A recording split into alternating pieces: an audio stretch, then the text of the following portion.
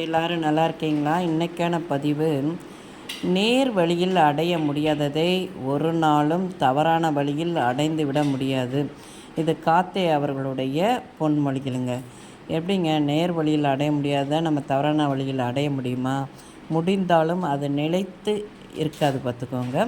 ரெண்டாவது, நம்ம வாழ்க்கையில் சின்ன சின்ன சந்தோஷங்களுக்காக ஏதாவது ஒரு தவறுகளை நம்ம செய்து விட்டோம்னால் அந்த தவறு நம்ம வாழ்நாள் ஃபுல்லாக நம்ம மனச்சாட்சியை குடஞ்சிக்கிட்டே இருக்கும், பார்த்துக்கோங்க.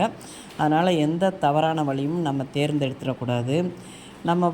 நம்ம வாழ்க்கையில் செல்கிற பாதையும் செய்யும் வேலையும் சரியாக இருந்தால் நம்ம வேகமாக அல்ல, மெதுவாக ஓடினாலும் வெற்றி நமக்கு தாங்க. அதே மாதிரி பார்த்திங்கன்னா, அமைதியாக செல்லும் நதியைப் போல நம்ம நல்லதே நினைத்து நல்லதையே செய்து நேர்மையான வழியில் சென்றால் நம்மக்கிட்ட அந்த தீயவை கூட குப்பைகள் போல் தானாகவே ஓரத்தில் ஒதுங்கிவிடும், பார்த்துக்கோங்க.